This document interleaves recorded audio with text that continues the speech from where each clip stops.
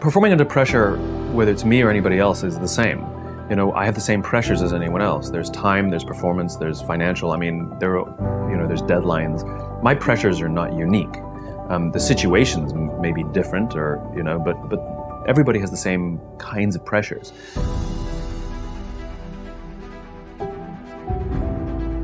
But what I find fascinating is the interpretation of the stimuli. Let me explain.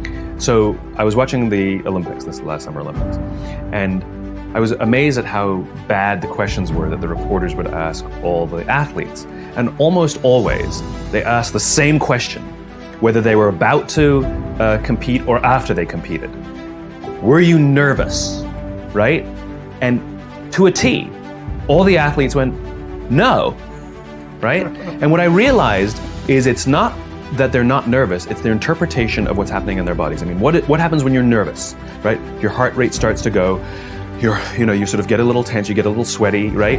You have expectation of what's coming, and we interpret that as, I'm nervous.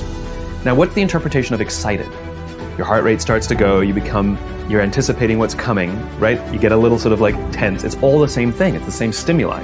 Except these athletes, these Olympic quality athletes, have learned to interpret the stimuli that the rest of us would say is nervous as excited. They all say the same thing. No, I'm not nervous, I'm excited.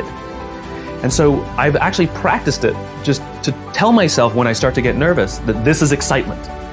And so I used to speak in front of a large audience and somebody would say, how do you feel? I used to say, a little nervous. Now when somebody says, how do you feel? I'm like, really excited actually. And it came from just sort of telling myself, no, this is excitement. And it becomes a little bit automatic later on.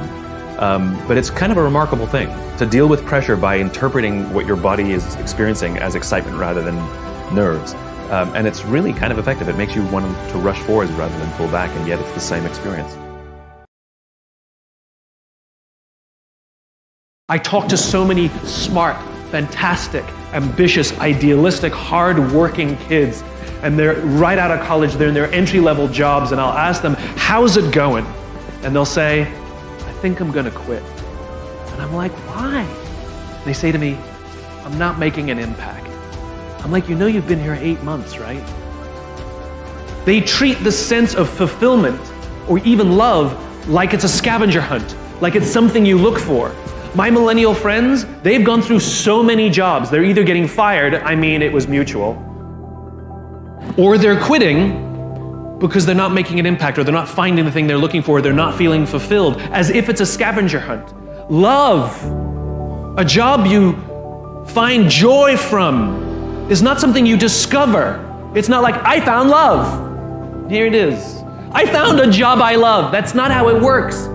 Both of those things require hard work. You are in love because you work very hard every single day of your life to stay in love. You find a job that brings you ultimate joy because you work hard every single day to serve those around you, and you maintain that joy. It's not a discovery. But the problem is the sense of impatience. It's as if an entire generation is standing at the foot of a mountain. They know exactly what they want. They can see the summit. What they can't see is the mountain. This large, immovable object. That doesn't mean you have to do your time. That's not what I'm talking about. Take a helicopter, climb, I don't care. But there's still a mountain. Life, career fulfillment, relationships are journeys.